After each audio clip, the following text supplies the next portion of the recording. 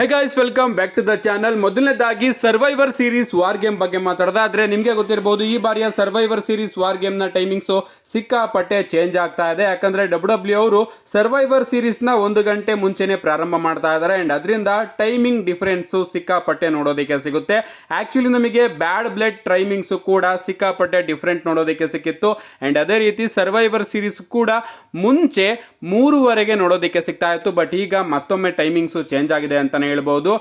ಈಗ ಗಾಯ್ಸ್, ನಮಗೆ survivor series ಇಂಡಿಯಾದಲ್ಲಿ ಯಾವಾಗ ನೋಡೋದಕ್ಕೆ ಸಿಗುತ್ತೆ ಅಂತ ನೀವೇನಾದ್ರೂ ಕೇಳಿದ್ರೆ, ನಮಗೆ ಡಿಸೆಂಬರ್ 1ನೇ ತಾರೀಕು ಭಾನುವಾರ ಬೆಳಿಗ್ಗೆ 4:00 ಸರ್ವೈವರ್ ಸೀರೀಸ್ ವಾರ್ ಗೇಮ್ ನೋಡೋದಕ್ಕೆ ಸಿಗುತ್ತೆ. 3:30ಗೆ ಪ್ರೀ ಶೋ ನೋಡೋದಕ್ಕೆ ಸಿಗುತ್ತೆ ಅಂಡ್ 4:00 ಮೇನ್ ಶೋ ನೋಡೋದಕ್ಕೆ ಸಿಗುತ್ತೆ. 1 ಗಂಟೆ ಡಿಫರೆಂಟ್ ಆಗಿದೆ ಅಂತಾನೆ ಹೇಳ್ಬಹುದು.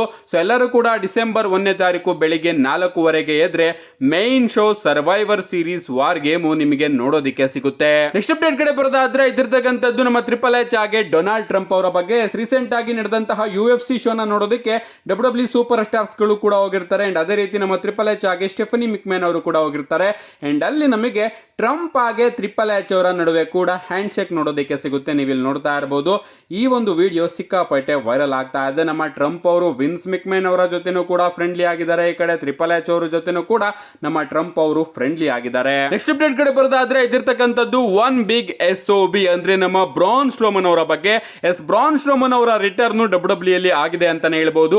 ಕಳೆದ ಸ್ಮ್ಯಾಕ್ ಡೌನ್ ಮುಗಿದ ಮೇಲೆ ಆಫ್ ಏರ್ ಅಲ್ಲಿ ನಮ್ಮ ಬ್ರಾನ್ ಸ್ಟ್ರೋಮನ್ ಅವರು WWE ಗೆ ರಿಟರ್ನ್ ಆಗಿ ಇವನೊಂದು ಮ್ಯಾಚ್ ಅಲ್ಲೂ ಕೂಡ ರೆಸಲ್ ಮಾಡ್ತಾರೆ. ನಮಗೆ ಸ್ಮ್ಯಾಕ್ ಡೌನ್ ಮುಗಿದ ಮೇಲೆ ಆಫ್ ಏರ್ ಅಲ್ಲಿ judgment day versus Rey Mysterio ಹಾಗೆ ಡ್ರ್ಯಾಗನ್ ಲೀ ಅವರ ನಡುವೆ ಒಂದು ಟ್ಯಾಗ್ ಟೀಮ್ ಮ್ಯಾಚ್ ನೋಡೋದಕ್ಕೆ ಸಿಗ್ತಾ ಇರುತ್ತೆ ಅಂಡ್ ಆ ಒಂದು ಮ್ಯಾಚ್ ಅಲ್ಲಿ ನಮ್ಮ ಕಾರ್ಲಿಟಾ ಅವರು ಸಿಕ್ಕಾಪತ್ತೆ ಇಂಟರ್ಫರೆನ್ಸ್ ನ ಮಾಡಬೇಕಾದ್ರೆ ಅಲ್ಲಿಗೆ ಬಂದಂತಹ ನಮ್ಮ ಬ್ರಾನ್ ಸ್ಟ್ರೋಮನ್ ಅವರು ಎಲ್ಲರ ಮೇಲೂ ಕೂಡ ಅಟ್ಯಾಕ್ ಮಾಡ್ತಾರೆ ಅಂಡ್ ಇದರಿಂದ ಈ ಒಂದು match 6 man tag team match ಆಗಿ ಕನ್ವರ್ಟ್ ಆಗುತ್ತೆ ಅಂಡ್ ಈ ಒಂದು ಮ್ಯಾಚ್ ಅಲ್ಲಿ ನಮ್ಮ ಬ್ರಾನ್ ಸ್ಟ್ರೋಮನ್, ರೇ ಮಿಸ್ಟೀರಿಯೋ ಹಾಗೆ ಡ್ರ್ಯಾಗನ್ ಲೀ ಅವರು ವಿಕ್ಟರಿನ ಗಳಿಸಿಕೊಂಡಿದ್ದಾರೆ. ಸೊ ಇಂಜುರಿಯಿಂದ ಬ್ರಾನ್ ಸ್ಟ್ರೋಮನ್ ಅವರು ಸ್ಮ್ಯಾಕ್ ಡೌನ್ ನಲ್ಲಿ ರಿಟರ್ನ್ ಆಗಿದ್ದಾರೆ. ರಿಟರ್ನ್ ಬಗ್ಗೆ ಮಾತಾಡ್ತಿದೀವಿ ಅಂದ್ರೆ ಸ್ಮ್ಯಾಕ್ ಡೌನ್ ನಲ್ಲಿ ನಮಗೆ ಇನ್ನ ಒಂದು ರಿಟರ್ನ್ ನೋಡೋದಕ್ಕೆ ಸಿಗುತ್ತೆ. ಅದೇ ನಮ್ಮ ಶಿನ್ಸ್ಗೆ ನಾಕಮುರಾ ಅವರ ರಿಟರ್ನ್. ಐ ಥಿಂಕ್ ಶಿನ್ಸ್ಗೆ ನಾಕಮುರಾ ಅವರ ಕ್ಯಾರೆಕ್ಟರ್ ಅಲ್ಲಿ WWE ಅವರು ಚೇಂಜ್ ಮಾಡಿದ್ದಾರೆ ಅನ್ಕೋತೀನಿ. ಯಾಕಂದ್ರೆ ನಮ್ಮ ಶಿನ್ಸ್ಗೆ ನಾಕಮುರಾ ಅವರು ಫೇಸ್ ಪೈಂಟ್ ನು ಕೂಡ ಹಾಕೊಂಡು ಬಂದಿರ್ತಾರೆ. ನೋಡೋಣ ಗಾಯ್ಸ್, ಈ ಬಾರಿ ನಮ್ಮ ಶಿನ್ಸ್ಗೆ ನಾಕಮುರಾ ಅವರ ಬುಕ್ಕಿಂಗ್ ಯಾವ ರೀತಿ ಇರುತ್ತೆ ಅಂತ, ಅಥವಾ ನಮ್ಮ ಟ್ರಿಪಲ್ ಎಚ್ ಅವರು ಒನ್ ಟೈಮ್ ನಮ್ಮ ಶಿನ್ಸ್ಗೆ ನಾಕಮುರಾ ಅವ್ರನ್ನ ಕರೆಸಿ ಮತ್ತೊಮ್ಮೆ ಅವ್ರಿಗೆ WWE ಇಂದಾನೆ ಆಫ್ ನ ಕೊಡಬಹುದು. ಆ ರೀತಿನೂ ಕೂಡ ತುಂಬಾ ಸಲಿ ಮಾಡಿದ್ದಾರೆ. ನೆಕ್ಸ್ಟ್ ಅಪ್ಡೇಟ್ ಕಡೆ ಬರೋದಾದ್ರೆ, ಇದಿರ್ತಕ್ಕಂಥದ್ದು ನೆಟ್ಫ್ಲಿಕ್ಸ್ ಬಗ್ಗೆ. ನಿಮ್ಮೆಲ್ಲರಿಗೂ ಕೂಡ ಗೊತ್ತೇ ಇರಬಹುದು, ನಿನ್ನೆ ನಮಗೆ ಜಾಕ್ ಪೌಲ್ ಹಾಗೆ ಮೈಕ್ ಟೈಸನ್ ಅವರ ನಡುವೆ ಒಂದು ಮ್ಯಾಚ್ ನೋಡೋದಕ್ಕೆ ಸಿಗ್ತಾ ಇತ್ತು ಅಂಡ್ ರೆಕಾರ್ಡ್ ಬ್ರೇಕಿಂಗ್ ಆ ಒಂದು ಮ್ಯಾಚ್ ನ ಲೈವ್ ಆಗಿ 60 ಮಿಲಿಯನ್ ಜನ ನೋಡ್ತಾ ಇದ್ರು ಅಂಡ್ ನೆಟ್ಫ್ಲಿಕ್ಸ್ ಅಲ್ಲಿ ಆ ಒಂದು ಮ್ಯಾಚ್ ನ ನೋಡ್ಬೇಕಾದ್ರೆ ಸ್ವಲ್ಪ ಜನಕ್ಕೆ ಬಫರಿಂಗ್ ಸಮಸ್ಯೆ ಉಂಟಾಯ್ತು. ನೀವು ಇಲ್ಲಿ ನೋಡ್ತಾ ಇರಬಹುದು. ಅಂದ್ರೆ ಸ್ವಲ್ಪ ಜನ ಮ್ಯಾಚ್ ನೋಡ್ತಾ ಇರಬೇಕಾದ್ರೆ ಮಧ್ಯದಲ್ಲಿ ನೆಟ್ಫ್ಲಿಕ್ಸ್ ಸರ್ವರ್ ಕಾರಣದಿಂದ ಲೋಡಿಂಗ್ ಅಂತ ಬರೋದಕ್ಕೆ ಶುರು ಆಯ್ತು ಅಂಡ್ ಪ್ರಾಬಬ್ಲಿ ಗೈಸ್ ಈ ಒಂದು ಪ್ರಾಬ್ಲಮ್ ನಮಗೆ WWE ಅಲ್ಲೂ ಕೂಡ ನೋಡೋದಕ್ಕೆ ಸಿಗಬಹುದು. ಇವನ್ ಮಂಡ್ಯ ನೈಟ್ರೋ ನೆಟ್ಫ್ಲಿಕ್ಸ್ ಗೆ ಹೋದಾಗಲೂ ಕೂಡ ಈ ಒಂದು ಪ್ರಾಬ್ಲಮ್ ನಮಗೆ ನೋಡೋದಕ್ಕೆ ಸಿಗಬಹುದು. ರಸಲ್ ಮೇನಿಯಾ ಟೈಮಲ್ಲಂತೂ ಈ ಒಂದು ಪ್ರಾಬ್ಲಮ್ ಇನ್ನೂ ಕೂಡ ಜಾಸ್ತಿ ನೋಡೋದಕ್ಕೆ ಸಿಗುತ್ತೆ. ಯಾಕಂದ್ರೆ ರಸಲ್ ಮೇನಿಯಾನ ತುಂಬಾ ಜನ ಪ್ರೇಕ್ಷಕರು ವೀಕ್ಷಣೆ ಮಾಡ್ತಾ ಇರ್ತಾರೆ. ಅಫ್ಕೋರ್ಸ್ ಇಂಡಿಯಾದಲ್ಲಿ ಯಾವುದೇ ರೀತಿಯ ತೊಂದರೆ ಆಗೋದಿಲ್ಲ, ಯಾಕಂದ್ರೆ ಇಂಡಿಯಾದಲ್ಲಿ ನಮಗೆ ಆರಾಮಾಗಿ ಟಿವಿಯಲ್ಲಿ ನೋಡೋದಕ್ಕೆ ಸಿಗುತ್ತೆ. ಬಟ್ USA ಯ ಪ್ರೇಕ್ಷಕರು ಏನಿದ್ದಾರೆ, ಆಡಿಯನ್ಸ್ ಏನಿದ್ದಾರೆ, ಅವರಿಗೆ ಇದರಿಂದ ಸಿಕ್ಕಾಪಟ್ಟೆ ತೊಂದರೆ ಆಗುತ್ತೆ. ನೆಕ್ಸ್ಟ್ ಅಂಡ್ ಫೈನಲ್ ಅಪ್ಡೇಟ್ ಕಡೆ ಬರೋದಾದ್ರೆ, ಇದಿರ್ತಕ್ಕಂಥದ್ದು ನಮ್ಮ ಪಾಲ್ ಹೇಮನ್ ಅವರ ಫೋನ್ ಬಗ್ಗೆ. ನಿಮ್ಗೆ ಗೊತ್ತಿರಬಹುದು, ಸ್ಮ್ಯಾಕ್ ಡೌನ್ ಮುಗಿದ ಮೇಲೆ ನಮಗೆ ಒಂದು ಪೋಸ್ಟ್ ಕ್ರೆಡಿಟ್ ಸೀನ್ ನೋಡೋದಕ್ಕೆ ಸಿಗುತ್ತೆ ಅಂಡ್ ಅಲ್ಲಿ ನಮ್ಮ ರೋಮನ್ ರೈನ್ಸ್ ಅವರು ಪಾಲ್ ಹೇಮನ್ ಅವರಿಗೆ ಫೋನ್ ಮಾಡ್ತಾರೆ. ಬಟ್ ನಮ್ಮ ಪಾಲ್ ಹೇಮನ್ ಅವರ ಫೋನ್ ನಂಬರ್ ಸರ್ವಿಸ್ ಅಲ್ಲಿ ಇಲ್ಲ ಅಂತ ರೋಮನ್ ರೈನ್ಸ್ ಅವರಿಗೆ ಗೊತ್ತಾಗುತ್ತೆ ಅಂಡ್ ಅದನ್ನ ಕೇಳಿಸ್ಕೊಂಡು ನಮ್ಮ ರೋಮನ್ ರೈನ್ಸ್ ಅವರು ಸಿಕ್ಕಾಪಟ್ಟೆ ಬೇಜಾರ್ ಮಾಡ್ಕೋತಾರೆ. ಪಾಲ್ ಹೇಮನ್ ಅವರ ನಂಬರ್ ಯಾಕೆ ಸರ್ವಿಸ್ ಅಲ್ಲಿ ಇಲ್ಲ ಅನ್ನೋದಕ್ಕೂ ಕೂಡ WWE ಅವರೇ ಒಂದು ರೀಸನ್ ಕೂಡ ಕೊಟ್ಟಿದ್ದಾರೆ ಅಂತಾನೆ ಹೇಳ್ಬಹುದು.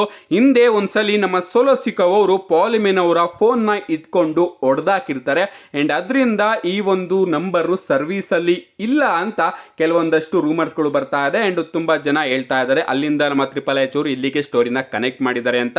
ಈ ಒಂದು ರೂಮರ್ಸ್ ನ ಕೇಳಿದಂತಹ ಇನ್ನು ಸ್ವಲ್ಪ ಜನ, ಹಾಗಿದ್ರೆ ಪಾಲ್ ಹೇಮನ್ ಅವರು ಹೊಸ ನಂಬರ್ ನ ಯಾಕೆ ತಗೊಂಡಿಲ್ಲ ಅಂಡ್ ಪಾಲ್ ಹೇಮನ್ ಅವರ ಬಳಿ ಇನ್ನ ಒಂದು ಫೋನ್ ಇತ್ತು. ಒಂದು ಫೋನ್ ನಲ್ಲಿ ಅವರು ರೋಮನ್ ರೈನ್ಸ್ ಅವರಿಗೆ ಫೋನ್ ಮಾಡ್ತಾ ಇದ್ರೆ ಇನ್ನೊಂದು ಫೋನ್ ನಲ್ಲಿ ರಾಕ್ ಅವ್ರಿಗೂ ಕೂಡ ಫೋನ್ ಮಾಡ್ತಾ ಇದ್ರು. ಸೊ ರಾಕ್ ಅವರ ಫೋನು ಇನ್ನೂ ಕೂಡ ನಮ್ಮ ಪಾಲ್ ಹೇಮನ್ ಅವರ ಜೊತೆ ಇದೆ. ರೋಮನ್ ರೈನ್ಸ್ ಅವರ ಫೋನ್ ಮಾತ್ರ ಹೊಡೆದೋಗಿದೆ. ಸೊ ನಮ್ಮ ಪಾಲ್ ಹೇಮನ್ ಅವರು ಏನಾದ್ರು ಇಲ್ಲಿ ಮೈಂಡ್ ಗೇಮ್ ನ ಯೂಸ್ ಮಾಡಿಕೊಂಡು ರಾಕ್ ಅವರ ಜೊತೆ ಟಚ್ ಅಲ್ಲಿ ಇದಾರಾ? ಯಾಕಂದ್ರೆ ನಿಮ್ಗೆ ಗೊತ್ತಿರಬಹುದು, ರಸಲ್ ಮೇನಿಯಾ ಮುಗ್ದಾಗಿಂದ ನಮ್ಮ ಪಾಲ್ ಹೇಮನ್ ಅವರು ಹೇಳ್ಕೊಂಡು ಬರ್ತಾನೆ ಇದ್ರು, ನಾನು ಟ್ರೈಬಲ್ ಚೀಫ್ ಜೊತೆ ಮಾತಾಡ್ತಾ ಇದ್ದೀನಿ, ನಾನು ರೋಮನ್ ರೈನ್ಸ್ ಅವರ ಜೊತೆ ಮಾತಾಡ್ತಾ ಇದ್ದೀನಿ ಅಂತ. ಬಟ್ ನಿಜವಾಗ್ಲೂ ರೋಮನ್ ರೈನ್ಸ್ ಹಾಗೆ ಪಾಲಿಮೆನ್ ಅವರ ಜೊತೆ ಯಾವುದೇ ರೀತಿಯ ಕನೆಕ್ಟ್ ನೋಡೋದಕ್ಕೆ ಸಿಕ್ಕಿಲ್ಲ. ಫೋನ್ ಮಾಡೋದಕ್ಕೆ ಹೋದಾಗ ನಮ್ಮ ಸೋಲೋ ಸಿಕೋವಾ ಅವರು ಪಾಲಿಮೆನ್ ಅವರ ಫೋನ್ನ ಹೊಡೆದಾಕಿದ್ರು. ಪಾಲಿಮೆನ್ ಅವ್ರಿಗೆ ಏನಾದರೂ ಇಷ್ಟ ಇದ್ದಿದ್ರೆ ಹೊಸ ಸಿಮ್ನ ತಗೊಂಡು ಮಾತಾಡ್ಬೋದಾಗಿತ್ತು, ಅಥವಾ ರಾಕ್ ಅವರ ಜೊತೆ ಅವ್ರದ್ದು ಒಂದು ಫೋನ್ ಇದೆಯಲ್ಲ ಅದರಿಂದಾನೇ ರೋಮನ್ ರೈನ್ಸ್ ಅವರಿಗೆ ಕಾಲ್ ಮಾಡ್ಬೋದಾಗಿತ್ತು. ಬಟ್ ಯಾವುದೇ ರೀತಿಯ ಕರೆನ ನಮ್ಮ ಪಾಲಿಮೆನ್ ಅವರು ರೋಮನ್ ರೈನ್ಸ್ ಅವರಿಗೆ ಮಾಡಿಲ್ಲ. ಅಂಡ್ ನಮ್ಮ ರೋಮನ್ ರೈನ್ಸ್ ಅವರ ಫೋನ್ ಮಾತ್ರ ಪಾಲಿಮೆನ್ ಅವರ ಕೈಯಿಂದ ಹೊಡೆದೋಗಿದೆ ಹೊರತು ರಾಕ್ ಅವರ ಫೋನ್ ಹೊಡೆದಾಗಿಲ್ಲ. ಅಂಡ್ ಇದರಿಂದ ಸ್ಪೆಕ್ಯುಲೇಷನ್ಸ್ ಗಳು ಬರ್ತಿರೋದು ಪ್ರಾಬಬ್ಲಿ ನಮ್ಮ ಪಾಲಿಮೆನ್ ಅವರು ರಾಕ್ ಅವರ ಜೊತೆ ಜಾಯಿನ್ ಆಗ್ಬೋದು ಅಂತ. ನಿಮ್ಗೇನು ಅನ್ಸುತ್ತೆ ಗಾಯ್ಸ್, ಇದ್ರ ಬಗ್ಗೆ ನಿಮ್ಮ ಅನಿಸಿಕೆನ ಕಮೆಂಟ್ ಮಾಡಿ. ಅಂಡ್ ಸ್ಮ್ಯಾಕ್ ಡೌನ್ ನಲ್ಲಿ ಇನ್ನೂ ಒಂದು ಇಂಪಾರ್ಟೆಂಟ್ ವಿಚಾರನ ಗಮನಿಸೋದಾದ್ರೆ, ಬ್ಯಾಕ್ ಸ್ಟೇಜ್ ಅಲ್ಲಿ ಬ್ಲಡ್ ಲೈನ್ ಕೂತ್ಕೊಂಡು ಡಿಸ್ಕಷನ್ಸ್ ನಡೆಸ್ತಾ ಇರಬೇಕಾದ್ರೆ ಸೋಲೋ ಸಿಕೋವಾ ಅವರ ಥೀಮ್ ಸಾಂಗ್ ಪ್ಲೇ ಆದಾಗ ನಮ್ಮ ಸ್ಯಾಮಿ ಝೈನ್ ಅವರು ಕೂಡ ತನ್ನ ಪಾಕೆಟ್ ಇಂದ ಫೋನ್ ನ ತೆಗೆದ್ಬಿಟ್ಟು ಇನ್ನ ಒಂದು ಪಾಕೆಟ್ ಗೆ ಇಟ್ಕೋತಾರೆ. ಅಂದ್ರೆ ಅವರು ಔಚ್ ಇಟ್ಕೊಳ್ಳೋ ರೀತಿ ಡ್ರಾಮಾ ಮಾಡ್ತಾರೆ. ಸೊ ಇದನ್ನು ಕೂಡ ಸ್ವಲ್ಪ ಜನ ಲಿಂಕ್ ಮಾಡ್ತಾ ಇದ್ದಾರೆ, ಪ್ರಾಬಬ್ಲಿ ನಮ್ಮ ಪಾಲಿಮೆನ್ ಅವರ ಫೋನು ಸ್ಯಾಮಿ ಝೈನ್ ಅವರ ಬಳಿ ಇರಬಹುದು ಅಂತ. ಗೊತ್ತಿಲ್ಲ ಗಾಯ್ಸ್, ನಮ್ಮ ಟ್ರಿಪಲ್ ಎಚ್ ಅವರು ಏನೇನೋ ಸ್ಟೋರಿನ ತಗೊಂಡು ಬರ್ತಾ ಇದ್ದಾರೆ, ನೋಡೋದಕ್ಕಂತೂ ಸಿಕ್ಕಾಪಟ್ಟೆ ಇಂಟ್ರೆಸ್ಟಿಂಗ್ ಆಗ್ತಾ ಇದೆ. ನಿಮ್ಗೇನ್ ಅನ್ಸುತ್ತೆ, ಪಾಲಿಮೆನ್ ಅವರು ರೋಮನ್ ರೈನ್ಸ್ ಅವರ ಜೊತೆ ಸಂಪೂರ್ಣ ಸಂಬಂಧನ ಕಳ್ಕೊಂಡಿದ್ದಾರೋ ಅಥವಾ ರಾಕ್ ಅವರಿಗೇನೆ ಅವರು ಶ್ರದ್ಧೆನ ತೋರಿಸ್ತಾ ಇದ್ದಾರೋ? ನಿಮ್ಮ ಅನಿಸಿಕೆನ ಕಮೆಂಟ್ ಮಾಡಿ. ನನ್ನ ಪ್ರಕಾರ ಗೈಸ್ ಇಲ್ಲ ಅನ್ಕೋತೀನಿ, ಯಾವುದಾದ್ರೂ ಒಂದು ರೀಸನ್ ಇರ್ಬೋದು. ಐ ಥಿಂಕ್ ಡಬ್ಲ್ಯೂ ಅವರು ಸೋಲೋ ಸಿಕೋವಾ ಅವರು ಪಾಲಿಮೆನ್ ಅವರ ಫೋನ್ನ ಹೊಡೆದಾಕಿದ್ರಲ್ಲ ಅದೇ ರೀಸನ್ನ ತಗೊಂಡು ಬರಬಹುದು. ಯಾಕಂದ್ರೆ ನಮ್ಮ ಪಾಲಿಮೆನ್ ಅವರು ರೆಗ್ಯುಲರ್ ಆಗಿ ರೋಮನ್ ರೈನ್ಸ್ ಅವರ ರಿಲೇಟೆಡ್ ಪೋಸ್ಟ್ಗಳನ್ನ ತಮ್ಮ ಇನ್ಸ್ಟಾಗ್ರಾಮ್ ಅಲ್ಲಿ ಅಪ್ಲೋಡ್ ಮಾಡ್ತಾನೆ ಇರ್ತಾರೆ. ನೋಡೋಣ ಗೈಸ್ ಇದೆಲ್ಲಂದು ಕೂಡ ಡಬ್ಲ್ಯೂ ಅವರು ಯಾವ ರೀತಿ ತೋರಿಸ್ತಾರೆ ಅಂತ. ಅಂಡ್ ಇಷ್ಟು ಇವತ್ತಿನ ವಿಡಿಯೋ. ಸಿಗ್ತೀನಿ ನೆಕ್ಸ್ಟ್ ವಿಡಿಯೋದಲ್ಲಿ.